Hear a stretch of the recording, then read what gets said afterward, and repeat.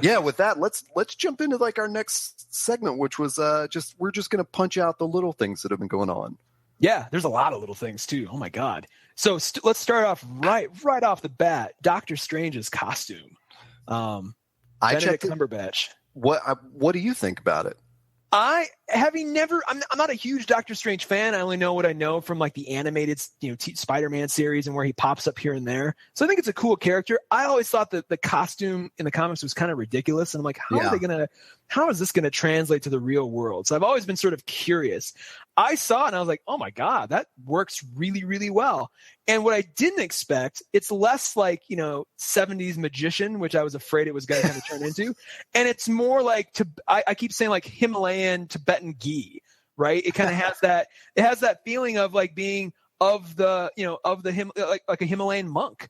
And I'm like, oh, interesting. Like the way the blue kind of has that, and it has like all the belts kind of hiked up on his chest. Now we haven't seen the full body yet, so maybe there's more to, but I feel like it's much more, the Eastern influence is really present. And I really like that a lot. I have never followed Doctor Strange like in any of his comics, but from where he's like, especially the series where I liked him the most is Civil War. And he's such a cool character in that. He's one of the dissenters, and he's written really smartly, and but me saying smartly probably devalues that. He's very smartish. He's written very intelligently, and I guess smartly is an adverb too. Yeah, sure. I liked him from that a lot, and I totally agree with you on that costume. Like, if you think of him as like the resident magician, then it's sort of it just feels dumb, especially with the way that Scarlet Witch looked in in Age of Ultron. You feel like, well, they've got to kind of keep with that theme of the guy that knows magic is not necessarily like a Vegas magician. He is like some Himalayan monk or something like that. Yeah. Well, he's got he's got crazy hand gestures he's got to do, and he's got to say these ridiculous things like the hoary host of Horgoth, and like all. I'm like, oh God. So the fact they chose Cumberbatch, he's like one of maybe two people alive who could actually get away with saying those things with like some gravity. Yeah. I am still really curious what it would have looked like with Joaquin Phoenix in the role, which was he considered? Yeah, he was. So they always wanted Cumberbatch, but then they're like, he's busy. We're not going to get him. So then they started doing the rounds, and Joaquin Phoenix was really close to. I think he was like they were about to do a deal, and then that fell through, and then all of a sudden Cumberbatch came back. He was announced. So I'm like, it must have been Joaquin Phoenix must have wanted too many ridiculous things, or had a twist on the character they just didn't want, and then they found out Cumberbatch was available. So I in another world that happened, and I'm really curious to see what that would have looked like. I mean, it would have been a very different sort of thing than Cumberbatch is the very predictable, safe choice. Yeah. For this character, more power to you. Like this is going to be a hard sell no matter what you do. So you've got to make it like it's got to feel comfortable and natural, and not that Joaquin would have been. I mean, he would have done something so crazy and interesting with it too. Yeah. But I do like the idea that like he's it's a European guy. There's like a sort of foreign vibe to it, especially with the all-American vibe of the Avengers, which often just feels like a football team or something to me. Well, it's funny you say that, because a lot of people were pissed that another white guy, like that Doctor Strange should have brown skin, darn it. Like there was a lot of that when he was cast, which I don't know the character well enough to know if that's appropriate or not. But yeah, I agree. There's got to be, well, think about this. There's going to be Doctor Strange, who is still white, but not American. There's going to be Black Panther, which is, the character is a Black African, even though I forget I forget the actor's name who's playing him, but again, not white American. Let's just put it that way. Who else is coming out? Well, I mean, is Black Widow ever going to get an actual damn movie of her own? Probably not at this juncture. I mean, she seems to be a really good utility player in these other, like, she'll probably be in every, with the exception of Thor, she'll probably pop up in every sort of, Iron Man, Captain America. So, I mean, she'll have consistently been in every Avengers movie. Yeah. Now, since Captain America 2, like she was in that, she was in Avengers. She was in Iron Man 2, for God's sake. Yeah. Oh yeah. You know, she's just been in a lot of stuff. I don't know. I mean, at some point it would be really cool when Scarlett Johansson's like 40. I would love to see like the standalone, like the last Black Widow movie, assuming she survives, like, you know, once all the crazy cosmic stuff is all gone and the Infinity War is all done and she's assuming she's alive. I would love to see like a Black Widow standalone, like, you know, her in her like latter years kind of doing just a you know, something in the vein of the Netflix Marvel stuff where it's, you know, it is a local threat that doesn't wield some kind of fantastical power that she's got to deal with in a spy way, you know? Yeah. Yeah, I agree. That would be cool. Yeah, I mean, I'm in general, I'm all for more movies and comics that are not just white European dudes. On that note, or American. I don't know if he's a white European necessarily, but he's a white guy. Star-Lord's dad has apparently, I don't know if they've signed the deal, but he's announced it. Marvel has announced it, that they're talking, that this is probably going to happen. But Kurt Russell is going to be Star-Lord's dad. Hopefully, if everything goes well. Does that make sense to you? Did you? What were I don't know the whole controversy about, like, I guess there's always been this speculation of who is Star-Lord's father is and how he's related to people. And I don't know that that ever got solved. I don't know that if Kurt Russell's casting like indicates to people who it's going to be. I just so that's why, you know, I'm interested, but I don't really know what that means for anybody. In the comics, it is Adam Strange in a lot of the stories, right? Isn't, I mean, that's what I've. Adam Strange, yeah. Isn't that? Am I not? Hang on. I don't know. Am I talking to my ass on this? I wasn't questioning here. I was just like, oh, huh. Yeah, that is the name that I've heard several times. And let's just go one step further. In the comics, in the Infinity War comics lore, Adam Strange is the one who eventually beats Thanos by putting on the Infinity Gauntlet. And there's like a whole at this juncture, there's no way that will work simply because they haven't introduced him yet. There's not this precedent. So it could be Adam Strange in this term, but I mean, that'll just be a character you're introduced to who has some, but probably not a lot of sort of, you know, something to do with Infinity War. But all that aside, I love the fact that it is Kurt Russell. I think of all the actors that age, he makes the most sense. You know, I don't know who else would fit as comfortably as Chris. If you were just sitting around spitballing, who could be Chris Pratt's dad, like actor dad? Like Kurt Russell is probably in my top 3. Like if you were to name him, I'd be like, hey, that makes perfect sense. I will say this: I wish they hadn't revealed it. Think about if you were watching Guardians 2. Watching, you know, Guardians 2, and all of a sudden, and knowing that they're probably going to reveal who his dad is, and Kurt Russell turns up, it would be such an amazing surprise if you went in fresh, not knowing, like, oh my God, like it would be so delightful, you know, to know. And I liken the experience to Snowpiercer, where for whatever reason, I went into that movie knowing who the whole cast was, not realizing Ed Harris was even in it. And I'm a huge Ed Harris fanboy. So like I went in there not knowing he was even in this damn movie. And when he was revealed at the end, I was like, oh my God. Like it was such a shocking, troubling, delightful. I mean, he plays the bad guy essentially. But just to know that he's like, you know, he was the man behind the curtain. I'm like, oh my God, it's Ed Harris. Like, and so and in some ways it's kind of jarring because it distracts from the story if you're not careful. But for me, it made that whole movie just go, it took it to another level because I'm like, here's this guy who I love, who it turns out this, and then it was such perfect casting. Like I couldn't imagine anybody else doing that role. So for Kurt Russell to sort of walk around the corner, or, you know, the door slides up and it's him, I'd be like, oh my, it would be so neat to have that just be a total surprise if you're going in, you know, opening night or opening weekend fresh, you know, not knowing that that's the case. So I don't know. Yeah, I agree with all that.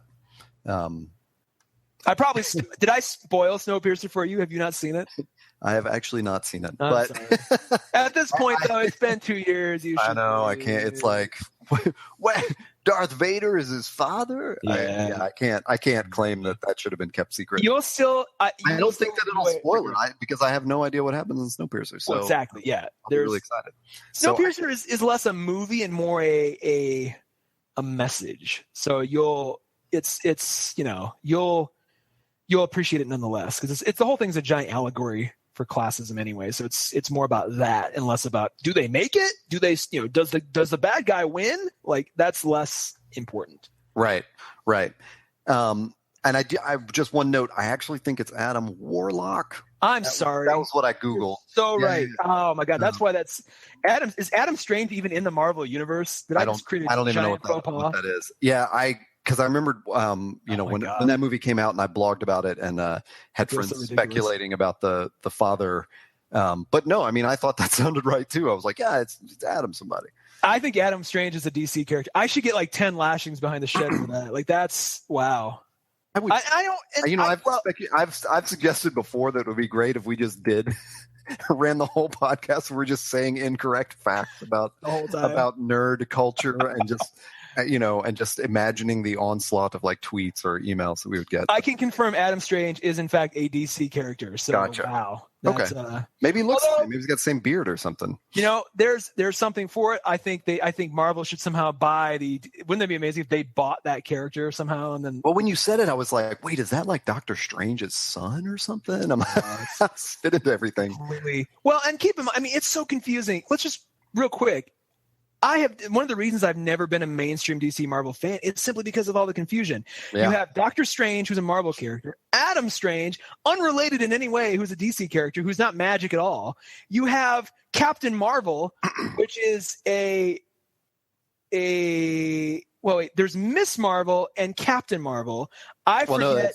Miss Marvel is now is a Marvel character, or she's a Captain Marvel. But then there's also, wasn't Shazam also called Captain Marvel at one point? Or it was. Yeah. Or Mr. Marvel or something? Like, there's that aspect of it. Then there's Marvel, who is, I don't even know which side that's on.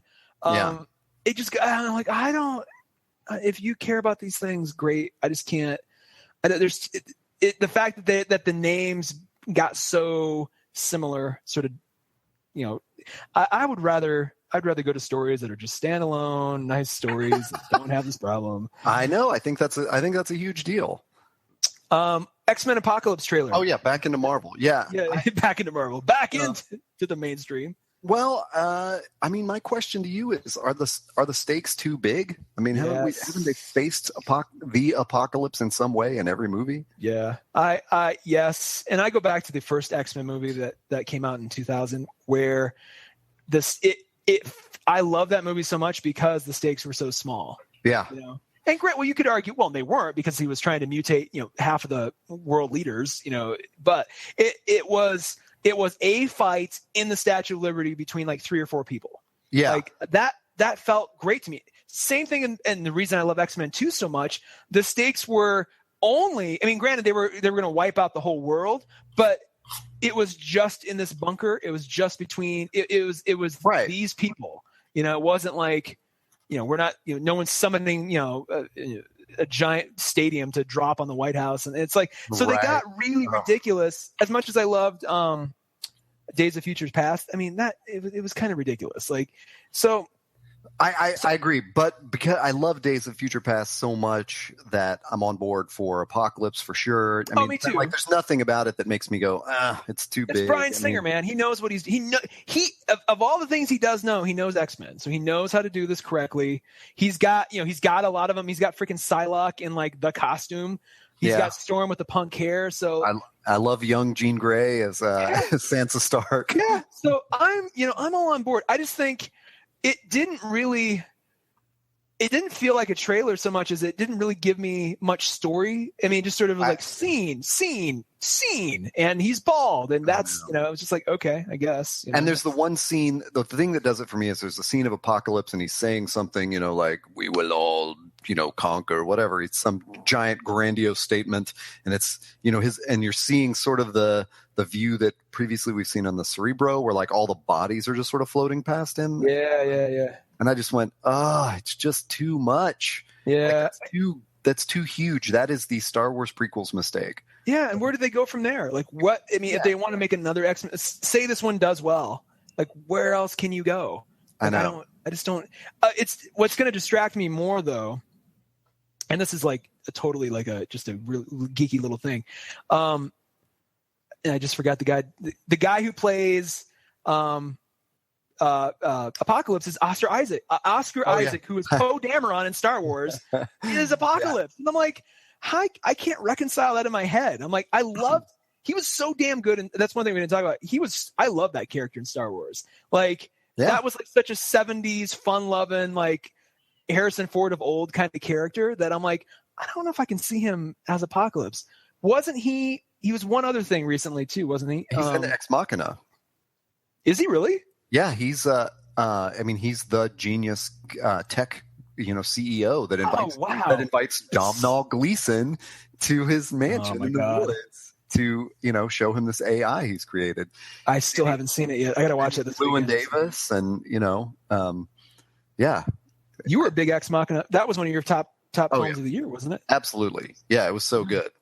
So I was going to tell you, I didn't put this in our notes, but I think what I would love to see is if the X-Men universe is wiped out, like literally just zeroed out. This is total wishful thinking. Zero it out after Apocalypse, movie-wise, I mean. And then shoot the stories that started in the comic book, I think in 2013 or something. I don't know this whole chain of events, so Marvel fans feel free to correct me, but there was some at some point, like all the mutants in the world were literally just killed, maybe by the Scarlet Witch or something like that. I don't know. I don't know what the hell that is. It's the House of M series, I think. And then I don't know how they come back or whatever, and I think it's in 2013 that they rebooted the X-Men title. It's just X-Men. It's not Uncanny or anything else. And it's an all-female team. Oh, wow. And it would be so cool if Apocalypse sort of combines those storylines and actually, imagines a world where that, the mutants are wiped out and we've got to start over the whole X-Men crew, and it's, Storm in charge and Kitty Pryde, and like that would just be a really cool.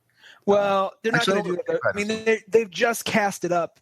Oh, really? I don't even know about this. The reason Sansa Stark is Jean Grey is so they can do 4 more movies with this young cast. Oh, fuck that. That's where they're headed. I mean, so it's like, I don't know. I mean, they could still do a version of that if they have Storm and I mean, I would love to see Ellen Page come back as Kitty Pryde.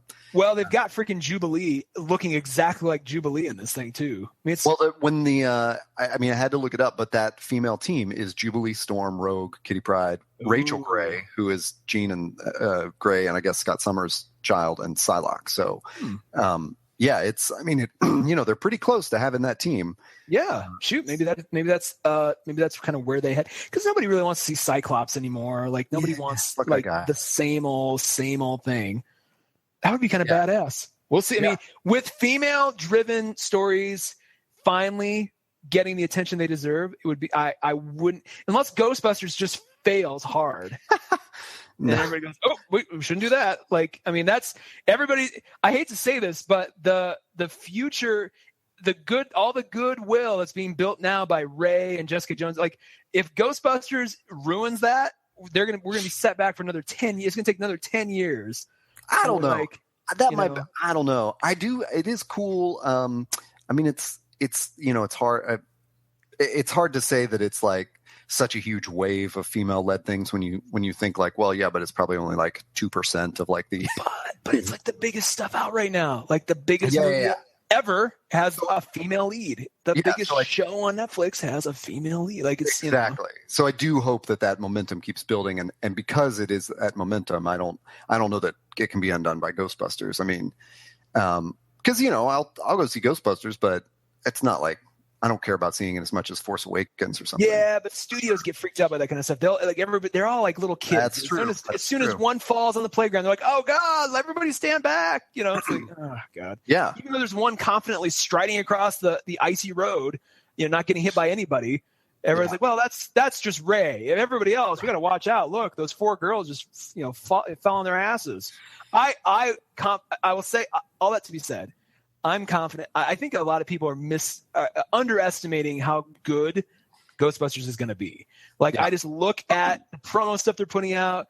As soon as Chris Hemsworth was riding on a moped as the new Janine, I'm like, I'm on board.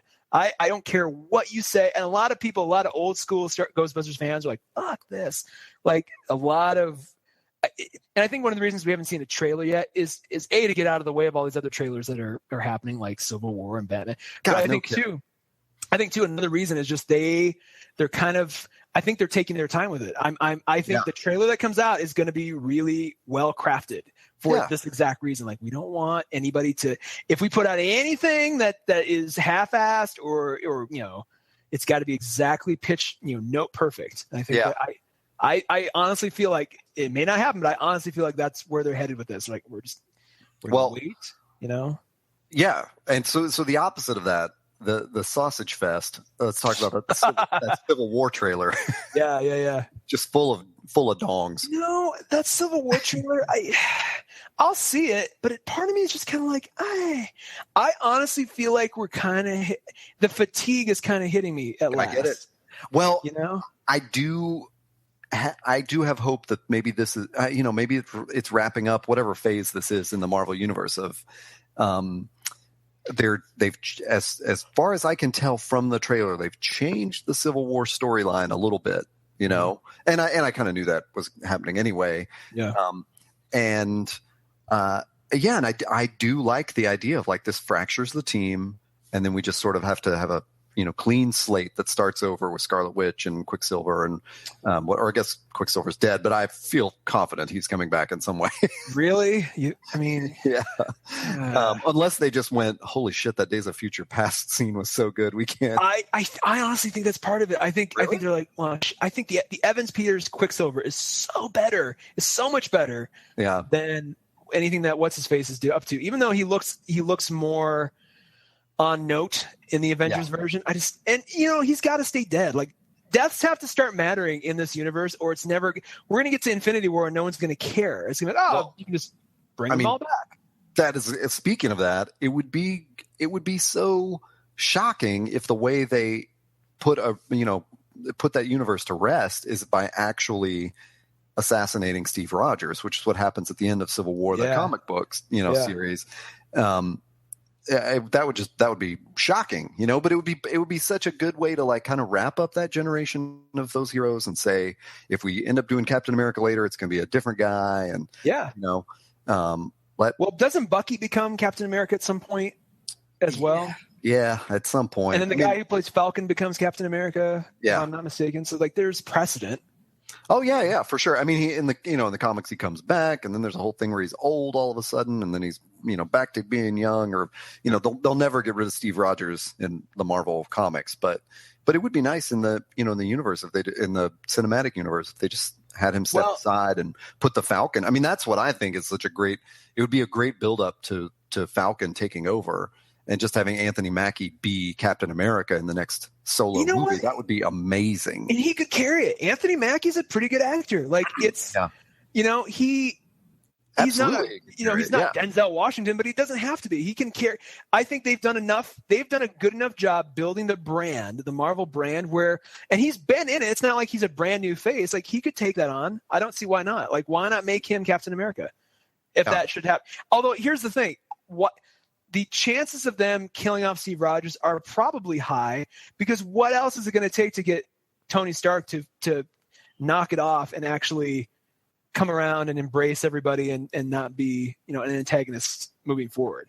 It's going to take Steve Rogers dying for him to go, oh shit, this is, although if he does die, then he's going to blame himself even more. I mean, he already the reason he's doing a lot of this is because he blames himself and the team for collateral damage, right? Like, the reason Tony Stark is all like, we need to play by the rules, is because he sees a vision of the future where he's the cause of it. So if Steve Rogers dies, I mean, does Tony Stark finally start drinking for real? Like, for real? That's always been part of the character in the comics, is he's an addict, and we don't really see that. We see him drink and you get drunk now and then. We don't see him as an addict in the movies for various reasons. But, it's like, all that to be said, I'll see it. I'm sure it'll be good. The Russos do good work. I mean, it was great. I just feel like I'm kind of burnt out on seeing suits fighting each other. It's like, and I'm so with you on that. I would, and strangely enough, I'm more excited for Batman v Superman, which comes out 2 months earlier in March. I mean, we're pretty much close to that here. I'm much more excited for that than for Civil War, just because I feel like it's when there's two characters having this back and forth, there's more room to breathe. But when it's like goddamn 10 characters against 10 characters, and then by the way, here's Spider-Man on top of that, like I don't, it's too much for me. Yeah. That's just for me. I mean, I'm sure other people are like, oh no, we've been waiting for this. Well, to me, it's like, I'm only giving them that rope, like, to wrap things up. Yeah. And if that doesn't happen, if it just sort of ends up where they're all friends again or whatever, the sort of classic ending of all the other Avengers movies where they all get in their expensive cars and drive off. It's like, then I'll just be so annoyed. Yeah. But yeah, I'm hoping that the reason everyone's in it is because it's our send off to the old cast and a welcoming of the new team, and that's kind of it. I'm going to say, let me just throw a couple predictions out there. I think War Machine dies. Yeah. I'm just going to say I say Steve Rogers dies too. That would be so shocking for the lead character. Yeah, we need that though, because if Infinity War is going to matter at all, there's got to be something, and War Machine, Rhodey dying is fine, but that's not enough. Yeah. Like, we need more. We need Steve Rogers to die. It almost needs to be, because if War Machine's on one side and Steve Rogers is on the other, then it's like a casualty from each side. We need to get back. We need to stop this fighting and unite. And that gives them a reason to be united, a meaningful reason to be united going into Infinity War. And then also, if the Infinity Gauntlet has the ability to bring people back to life, then maybe there's something there too, where one of them gets resurrected, but they find out that's they're like, Steve is like, you shouldn't have done that. I need to stay dead. There's some of that to be had too. I don't know. There's places to go. I'll tell you what, just wishful thinking. It would be amazing if Spider-Man's only appearance is like landing on the ledge of the window and Iron Man accidentally blasting him into dust. Oh my! And then God. It's like he's just gone. That's it. Oh my God! Like on the windowsill. Hey, Tony, and he's gone. Oh, and then yeah, and then Tony Stark's like, no, I just don't know. No, Tony should just be like, I hate that guy. I'm sick of him showing up on my windowsill. There's a reason why Spider-Man 3 was so unbearable, and it's because there's too many characters, too many things were crammed in. I mean, it's X-Men 3, all that stuff. Yeah, ooh, that's an even better example. But you're right. No, I mean, Spider-Man 3, you're right. Plus they were trying to tell they're trying to tell a solo story about Spidey, and then they were trying to tell the sort of like Venom or whatever the hell that. No, I like your X-Men 3 comparison better. This has the stink of X-Men 3 on it. And I hate to say that, because it will probably be great. But I have that. I have so much PTSD from X-Men 3 still 10 years later that I'm just like, yeah. I don't know, man. Maybe one of the other reasons that I'm holding out hope for it is that, I'm actually more excited about Civil War than I am about X-Men Apocalypse. Oh, I am too. I give you that. And it just to watch Tony Stark get his ass kicked. I mean, that just cheers me. So, yeah. But on the subject of Batman versus Superman, I love your IE bat soup. I'm going to start calling it bat soup. I did not think of that. That was I think that's John Layman from Chew tweeted something about. He said, "I'm just going to call it bat soup from now on." I love that. Which I think is like, please, let's just make this the hashtag right now. Yeah, that's. How do you feel about this trailer? I don't think we've discussed the trailer. There's two trailers. Yeah, there's two. There's the first one, which was really good, but then there's the second one, which has a lot more Lex Luthor and reveals freaking whatever his name is. I was going to say Armageddon. That's not his name. What the hell's his name? That's exactly what I thought it was, but it's like, isn't it? Doomsday. There we go. Yeah. I was like, it's like Doom Dead Man something. Again, this is the reason I never could wrap my head around mainstream comics. Is I'm like, I don't really. You're just gonna call them Doom, like whatever. And I mean, if you love it, fine. No harm, no foul. That's just where I am. But it's the interesting stuff to me is Batman v Superman. I want to see that dynamic, and I want to see how Wonder Woman plays into it. Notice, by the way, we have not seen Wonder Woman speak in any of these trailers. I know.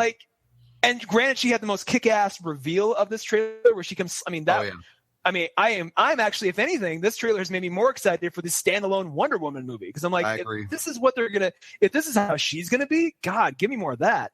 So I want to see how she interacts with those two. Like, that to me is the movie.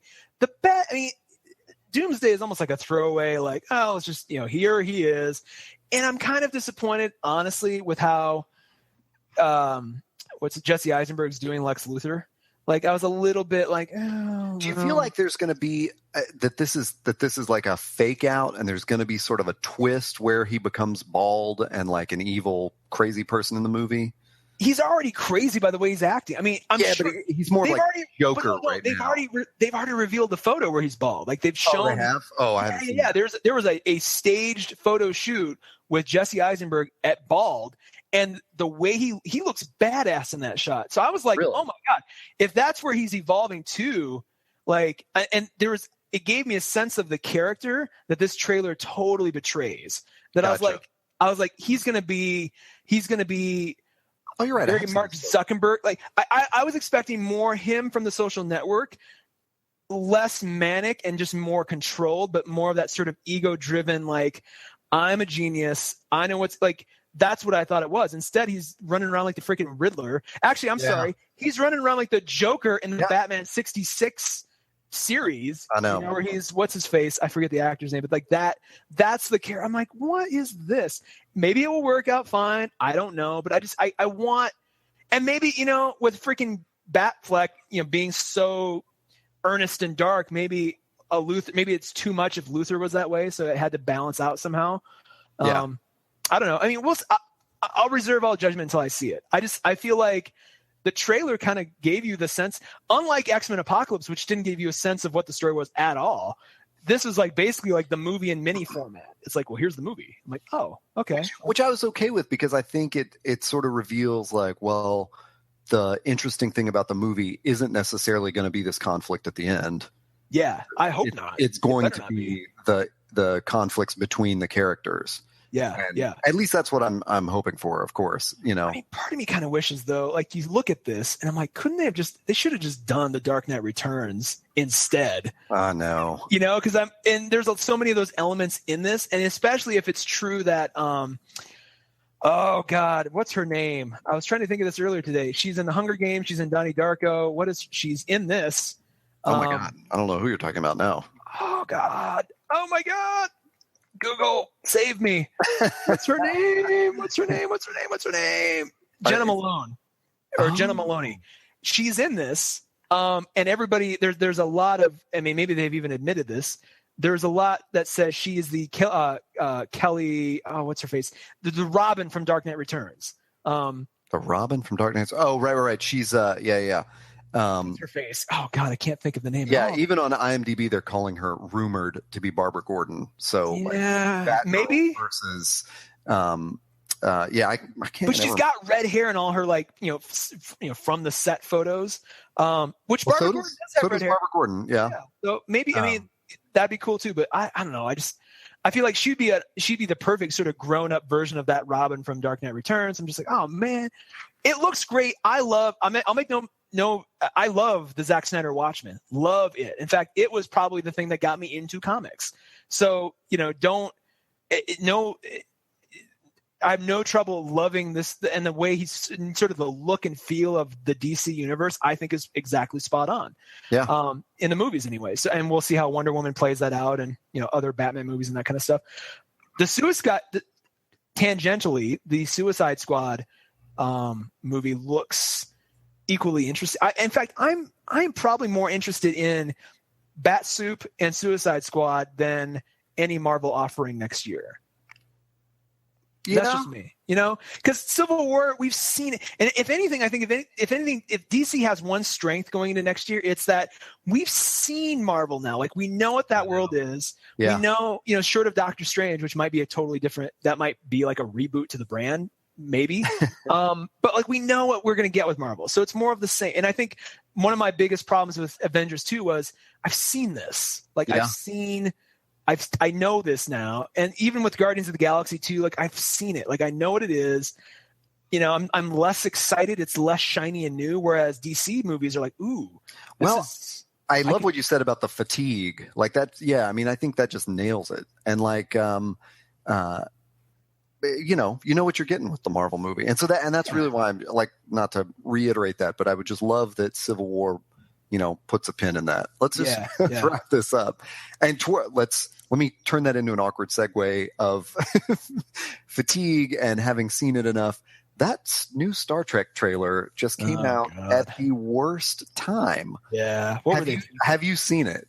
Yes, I have. I saw it before. So they put it online, thankfully. I don't know what they were thinking about. Like, oh, this is only in theaters. Like, any studio who thinks your trailer is not going to be up online, just put it on YouTube the same day you put it in theaters. And then people can see it. But, like, stop it. Stop trying to think that you're somehow exclusive to Comic-Con or exclusive to Jimmy Kimmel or whatever the hell, wherever you're debuting your trailer. Like, it immediately goes online the moment it goes up in one of those other formats. That aside, it popped up. It was weird that it popped up before Star Wars. Right. It's like, those two franchises couldn't be more different and shouldn't be the same. I know. Number one. Yeah. So it's like, I don't know why. And I get that J.J. Abrams produced it too.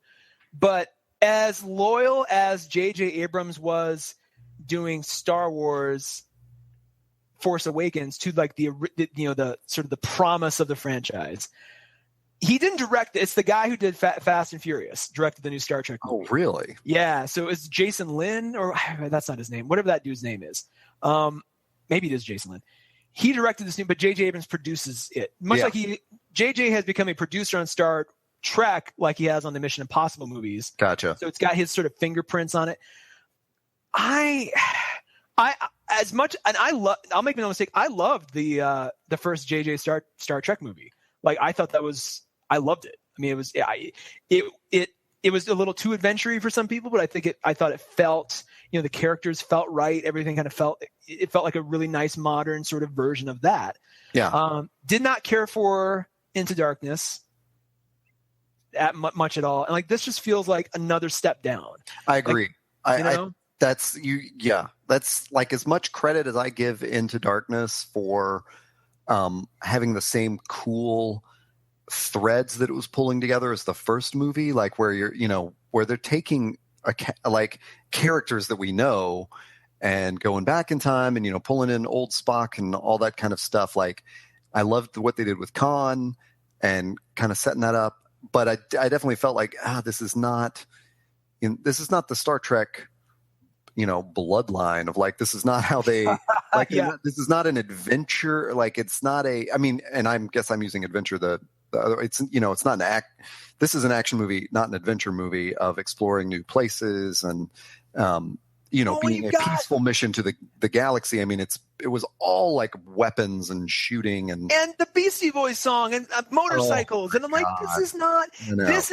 this was a really good trailer for a space action movie that has nothing to do with Star Trek. Like, I literally watched it and could not tell you a thing about it except that Beastie Boys song. Well, and if a title came up after it that didn't say Star Trek, that said like, Fantastic Space 2016, I'd be like, this looks cool. I might see this instead of like Star Trek. And it was telling, by the way, that Simon Pegg, who co-wrote this, I should add. Oh, really? Immediately tweeted after that, like, this trailer, don't stay patient. We'll show you another trailer that trailer doesn't really give you a sense of the movie that we created. And I'm like, oh, interesting. That's really weird. It was weird that happened. It showed that he was like, oh, this wasn't what we put in. And it was just like, why did you put that out before anybody who put a trailer out before Star Wars, like, I get it, you want to be attached to the biggest movie of the year, fine, but it's like, why now of all times? Like, it's not the time for a space movie. No, God, no. Like, it was just so weird to see that come up before and especially, again, those two franchises have nothing to do with each other other than they occur in space. That's it. Like, it was. Do you think, J.J. Abrams aside, do you think that this rebooted Star Trek, how deliberate do you think that decision was to make them more action movies in order to compete with things like Guardians of the Galaxy and Star Wars and stuff like that? I think pretty heavy. I mean, it's interesting that Guardians of the Galaxy it had action, but like go back and watch that first Guardians of the Galaxy trailer. Like, yeah, I know. and I'm glad you said that, because you watch that first trailer, and Guardians of the Galaxy deliberately, in a very Tarantino-esque way, uses modern music to sort of set a mood and a tone. Exactly. And it feels like they went, oh, we'll do that with our Star Trek trailer. And it's totally out of place. Yeah. Like, that's not what this franchise is. Like, they would have done a lot better. Like, I have gotten to know, that what is that theme, that dun, dun, dun, na, na, na, na, na, na, na, the modern Star Trek theme. I've actually gotten to know that really well. So like, if they had started with just that, like Harry Potter-esque with like a black screen, and you hear like the na, na, na, na, na, like that would have set the tone so much better, instead of like da da da da. It's just like, oh yeah, what is this? I totally agree. I'll say one more thing on the matter. The fact that Idris Elba, I don't even know if he appeared in it. He's the bad guy in this movie. Where was he in this trailer? Was he there at all? I don't remember even seeing or hearing him. Nothing about this trailer makes me give a crap about seeing the next trailer. That's the biggest mistake. It's like, I could understand if they had done the Star Wars kind of thing of maybe it could have just been like flashes of the like explosions, in the ships and stuff. And you're like, wait, what's going on? Are they, what's happened to the Star Trek crew? And then the next trailer kind of reveals something of it. But you were right. It was totally like, this is just Fast and Furious in space. Yeah. It was just this movie where you're supposed to go, oh, there's action and lasers. I'll go see it. And I mean, and granted, the Fast and Furious guy directed it. So if anything, they should be convincing us that, oh, this will be nothing like Fast and Furious. This is going to be, he's got, who's the guy who directed this? I gotta know this now. I don't know, but I'm thinking like, oh, it's totally like when Brett Ratner took over X-Men. Oh, Jesus! Again, the guy from Rush Hour is doing. Oh my God, doing X-Men. Justin Lin. So yeah, if anything, the goal should have been Justin Lin has another gear creatively, and we're gonna show you that that's true with this trailer. It should, if anything, it should have been like, who directed that? Justin Lin? No way. Yeah, really? What else is he capable of? That should have been like, it should have been a shock that this was a Justin Lin directed movie instead of, oh God, go figure. Like, I totally agree with that. I forgot that just for such a case as this discussion, I meant to sound this off, which is, but yeah. Next year. I like that. Well, let's hit the punch list. You had a shout out to a couple quick shout outs. And we didn't get to talk about this yet. I just want to mention, we don't mean in the Ryan Seacrest way of like, oh God, no. Props to my mama. His name doesn't belong anywhere in this podcast. There's something came out in the last 2 months that we haven't talked about. We haven't had really a forum in an episode to do it. As a He-Man fan, every time you used to buy a He-Man toy back in the 80s, one of the things, and this goes back to an actual podcast where we talked about how we got into comics. My first introduction to comics was buying He-Man toys, or being given He-Man toys as a gift, more likely. And each toy was a small mini comic that had to do with that character. That was right. I don't know. I really love that. And every toy that came out, and even reissued toys, would have newer versions or different comics. They have gone back and have collected all of them. And I forget how many there are. There's a lot of them. There's like at least 100. Oh, so these are the original mini comics that they have collected. Yeah, they collected them and put it in a hardcover or Kindle digital version of all of them. So you can go back and read them all in one place. And actually, the hardcover, don't get the Kindle version. Get the hardcover, because it's got it's a bigger size. So it's like a supersized version. It's not the same exact dimensions of the original. So the art is bigger. It's re-rendered, remastered. So it's higher def. And it's got a lot of cool stories. It's weird because it goes in chronological order of release. So I think like the first couple, 3 or 4 issues have really nothing to do with the He-Man story as you know it. Because when they first put He-Man out, they didn't really know what the story was going to be. Right. So it's like kind of like this barbarian guy who leaves his tribe and finds this magical castle. I mean, there's elements of it, but it's not the mythology that is now the set mythology. So it's kind of cool to go, oh, well, this is like a weird twist on what the He-Man story would become. Interesting. So it's cool. I mean, if you're a He-Man fan, go grab it. It's really reasonably priced too. I was really surprised on Amazon. So grab it. If you buy the digital version, one more caveat. If you should happen to get the Kindle version, they strangely split it into 2 volumes. So you have to buy 2 different additions to get what the hardcover would just give you, which I don't know what they were doing. So get the hardcover version all around if you're going to buy it. And one other thing that I'm really excited about coming in 2016, and this is like, we can talk about this for another thing, but HBO's Westworld is finally on its way. I don't know if they've given an actual debut date yet. I'm going to guess sometime in the summer or fall, probably. But I'm so excited for this. Going back to Ed Harris. Ed Harris is in it. Anthony Hopkins is in it. There's apparently a lot of nudity in it, which doesn't especially excite me, but just knowing if you heard that story about the casting call that went out a couple weeks ago go Google that. You'll know what we're talking about. So it's probably going to rival Game of Thrones, and it's crazy. But just the fact that Anthony Hopkins and Ed Harris are in an HBO series based on this Michael Crichton. Is it Michael Crichton? I think so. I believe so. And they made a movie of it, right? They made a movie of it with the guy who's in The King and I back in like the early 80s. Right, Yul Brynner. Yul Brynner, thank you, God. But was that based on the Michael Crichton? Yeah, it was. It was actually it was Michael Crichton. And he wrote the screenplay too. So I need to go back. I haven't seen the movie, strangely enough. I should go back. And I apologize, not late, early 80s, 1973. Yeah. So, of all things that need to be rebooted, this makes a lot of sense. Like this makes really good sense for why, something that should be rebooted. The other guy, it also has Beatty from the Hunger Games. He's been in a bunch of other stuff. What's that black actor's name? He's really good. Oh my God. Come on, Google. I hate that you come on, Google. Teed it up that way, and I'm like, oh man. I always do that, like expecting you to know, and then it's like, not that I think you should know, but what's his? Jeffrey Wright. Are you talking about Jeffrey Wright? Yeah, he's in it. So I mean, it's got a stellar cast. It's a Western, it's a future Western, which is right in my, I love the hell out of East to West. Not that this is the same story, but it's got a lot of that same, I'm an advocate of saying that if you can take Western and mash it up with something in a series, not a movie, as Cowboys and Aliens has taught us, in a series where you have time to tell a story, I think really good things can happen. So the more Western and something else, it can be a space thing, it can be a fantasy, it can be anything.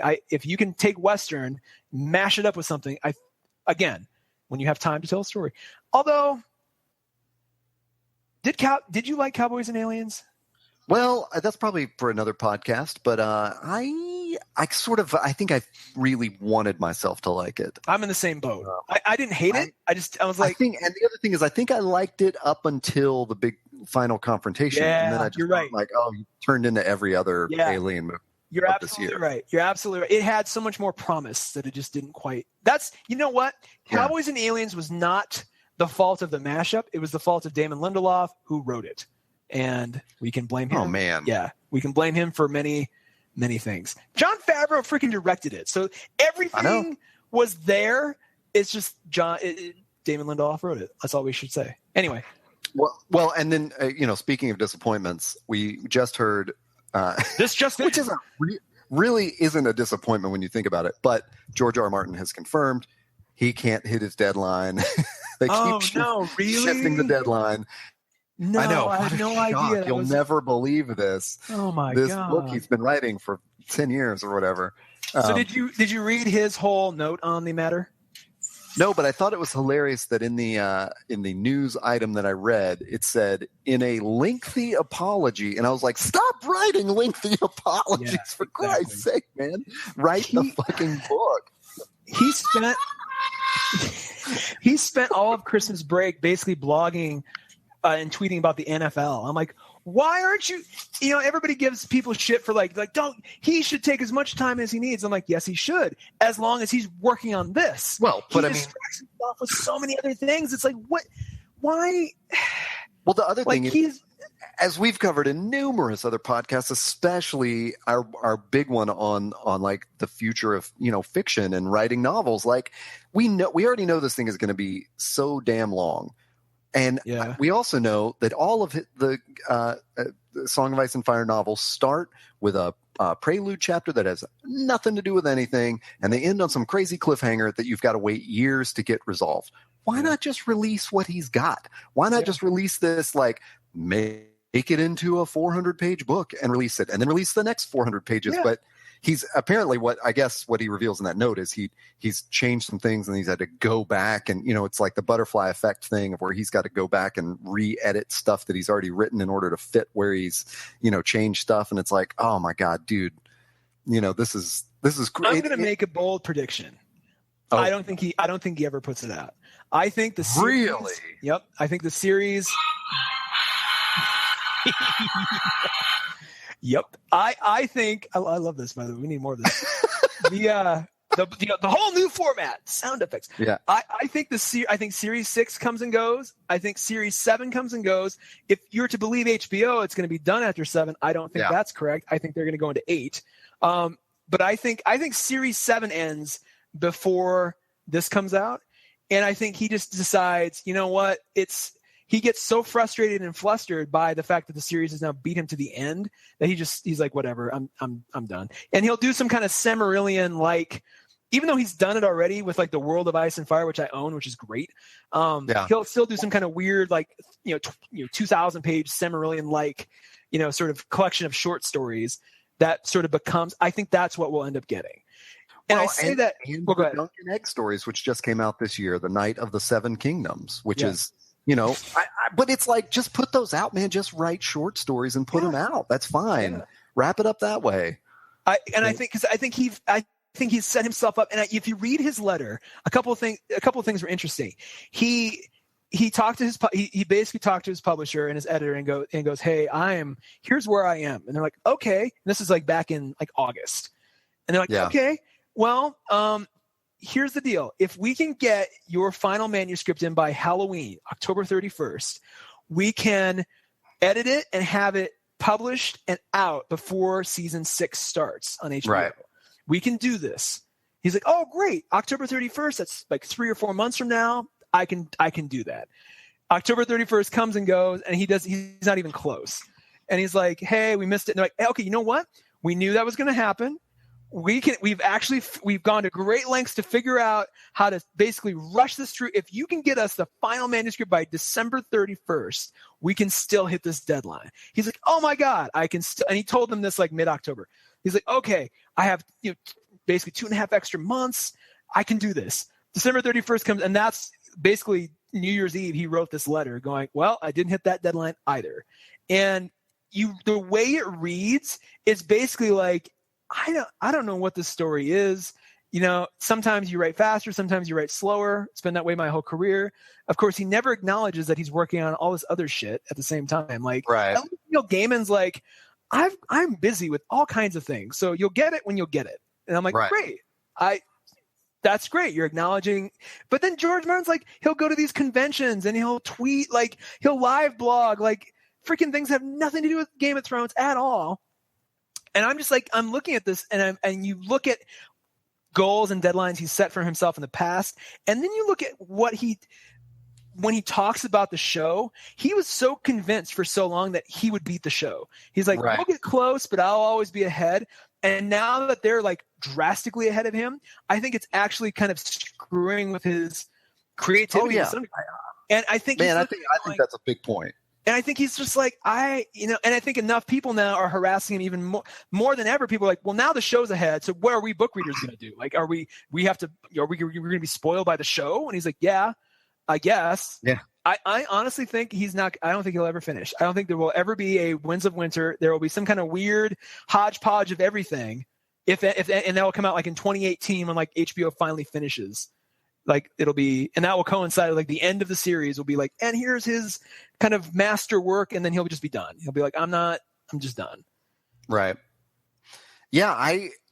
It speaks to me. It's just like, it just sort of hurts me physically because as a person who writes and thinks about deadlines and thinks about big projects and how to get them done and stuff, not that I have some genius way of doing it, but it's like, you can just see all the poor ways of doing it, like just all these things you've mentioned of like, I mean, I can't even imagine if you're working on 3 different TV series, like how do you ever turn off those brains to write a novel?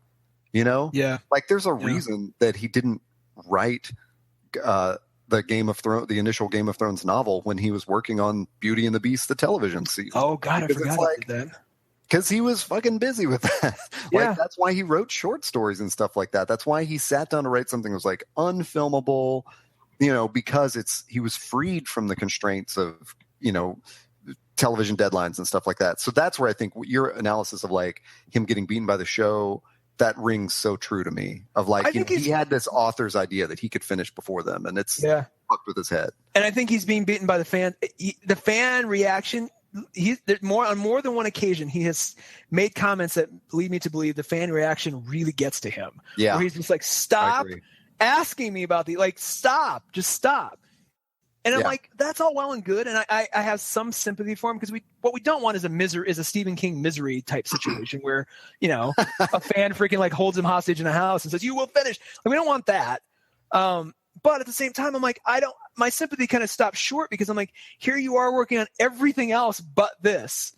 Like, and it's either simply because he's committed to these other things, when I'm like, your first priority should be Ice of Fire. So I'm like, if you're working on these other things, you're either just so stuck on Ice and Fire, you just don't know what to do. So you have other creative outlets that you're just getting that out, or you paralyze yourself with fear and expectation, which I'm thinking is more likely, where it's like, it's fear that the fans aren't going to like what you're going to put out, that they're going to be pissed that the show beat you to these ideas. You're going to be scared that the show is going to have better ideas than you do, because he's told Benioff and Weiss how the series is going to end. So they have the same roadmap that he's working off of. The details may be different, but they're going to the same ending. So it's like, I just don't see him. I just don't see how he finishes. Well, I think he's got a Lucas and the prequels problem going on, which is, originally it was going to be a trilogy. Then he decided it was going to be 5 books. Then, then 6, then 7. God knows how long at this point. But it's like, he could have. I think the first 3 books are awesome. I think those first 3 books tell these 2 or 3 really complicated stories that are really, really interesting. Mm-hmm. But there's this thread hanging over them that, now in retrospect, I'm like, maybe that didn't need to be resolved. Maybe we don't really care about winter coming. Maybe that's just the looming sort of natural disaster that's about to happen. But he literally, there's nothing preventing him from wrapping that up in 2 books. And he went on just this masturbatory fantasy of like putting in everything he wanted. I mean, book 4 is senseless, and then book 5 is even longer than that. Well, and he adds all these new characters that have nothing to do with the plot, the crucial plot points of anything else. It's just like, what? It's such a problem of like editing, and he's been put on this, he can do what he wants. I mean, he has the luxury of missing deadlines. I mean, I can't, no young author would have that. Like, if exactly, even if you'd only written 5 books, I doubt your 6th book gets allowed to do that. I bet they're like, no, it's your deadline, or find another publisher or whatever. And I hate to make this comparison at all, or even give this guy any extra notoriety, but even Christopher Paolini, author of those stupid Inheritance. It was a trilogy, The Inheritance Cycle. It's that Aragon book, that dragon, horrible. Oh, dragon right. Like, he's the most pretentious. I hate that dude. But even he popped out, and those books got longer as they went on too. And he was even like, well, it was originally an Inheritance trilogy, but I made it an Inheritance Cycle because I wanted to add a 4th book. He finished that like in the time it took George Martin to go from like book 3 to book 4. Christopher Paolini popped out all 4, and granted they're not good, but he's still the workman-like sort of aspect of that. It's like, I think if he was writing, if books 4 and 5 didn't just fall off the rails so drastically, and everything, the quality was, just got better and better, especially if 1 through 3 were so good, like, it would be one thing. So it's just like the fact that he's got all these distractions, the quality, 4 and 5 weren't. It's gotten a little worse and a little more chaotic each time. Like, why his publisher doesn't rein him in? That's the job of the publisher. Otherwise, why doesn't he just self-publish these things? Like, he's acting like he is self-publishing, and he's just like, hey, I'll do it when I'll do it. Yeah. Like, but your publisher, you're working for them essentially. Like, what? I mean, these are all those issues we talked about with the prequels in the Star Wars episodes of like, I mean, just who is not telling George Lucas like this is a bad idea, man? Well, Gary Kurtz wasn't around, so exactly. It's like Lucas can just do whatever he wants, and it's like that's on one hand that's a great playground to be in, but on the other hand, man, it makes me wonder what were the circumstances in his life that led to books 1, 2, and 3, like. Right. What was he working on other projects? Did he have a certain editor that he doesn't work with anymore at his publisher? Like what was in place that isn't in place now? But isn't this just the normal arc of a creator who gets so successful that he can, set his own terms, and so he just sort of goes crazy, and it's sort of like you don't think so? I mean, I'll give you two examples where this did not happen. Examples where it didn't happen. J.K. Rowling and Stephen King. Like the Dark Tower is even more sprawling and more crazy. And I mean, and that covered novels and comics and all these other things. And Stephen King had no problem churning all that out, along with, freaking sequels to The Shining and all these other things. So it's like, and J.K. Rowling, granted, hers was directed towards a different audience, but still just as the pressure on her was just as great, if not more so, than on George R.R. Martin. And she finished before, and she was racing the movies. So she was in exactly the same situation where she's like, oh God, I got to beat the movies. So they have somewhere to go. I mean, imagine if she didn't finish. Imagine if J.K. Rowling didn't finish book 6 and all of a sudden, you had kids who were getting older. Like they had to make movies. And she wrote all of those in 10 years. And it was basically like 10 years between the first 2 Game of Thrones books. Well, she took 9 years to write the first book. Oh, okay. She started writing in 93, right? So or 91 or 93. And then so Philosopher's Stone came out in 97, 98? 97, yeah. Yeah. And so granted, during that time, she built the world as well. Yeah. But Nigel Rothfuss, the guy who writes the King Killer series, Nigel Rothfuss, I think his name, I'm butchering his last name. Again, he spent 8 years, I think, writing that first book. But then he's off to the races. Like once you get that first book out, a lot of that early time is spent really thinking about the world and all that. So she spent a good chunk of time putting that first book together. But then, and her books got, much like Game of Thrones, got progressively longer and, longer and more important as time went on. So it's just like it could have easily happened to her. And she somehow, I think, and I honestly think it's her publisher and just the idea of the movies are going to beat me. I got to stay ahead of this. And her publisher working with her in the correct way. Yeah. I even have, if you get the Blu-ray edition of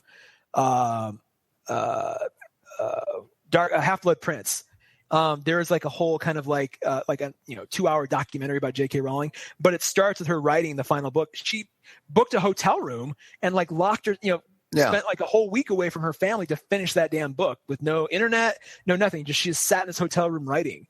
And I'm like, maybe that's what you got to do, George R.R. Martin. I know you have your weird little word processing system from the 80s that nobody else uses anymore, but to find, again, a good editor, a good editing partner that's what an editor should do. They should be that cheerleader. They should be the, sort of the teacher being, hey, this is due tomorrow.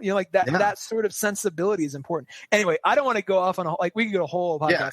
But we'll catch up on George Martin, I'm sure, several times as Game of Thrones, the series, looms ahead of us and everything else.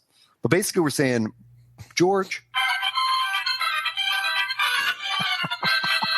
that was not the sound effect I was expecting. I like that. It was going to be the fast racing. That is actually an appropriate. That sort of nonsensical chaos, I think, is perfect for. Yeah. And I couldn't think of a better sound effect to sort of end that note. Hello, this is Todd A. If you missed part 1 of this giant year-end podcast multi-episode show, you missed me saying that Taylor and I went really long on this, We hadn't talked in a while, and we just wanted to catch up on everything. We ended up talking for almost 3 hours. So I cut that. We're not Joe Rogan, so we didn't want to just put that out as is. I cut that into 3 pieces. You have just listened to part 2 of that whole thing. They're all going to be numbered as separate episodes. You'll want to check out episode 10 and episode 12 that comes after this. You've just listened to episode 11. I hope that all works out in the end. We had some, we have some numbering challenges from time to time. Anyway, thank you for listening. Check us out at toddandtaylor.com, where you can get all of season 1 and season 0. We have a ton of episodes up there now, and we just like to go long on stuff that we like. But you're going to have to tune in to the next episode to get the exciting conclusion of our year-end podcast.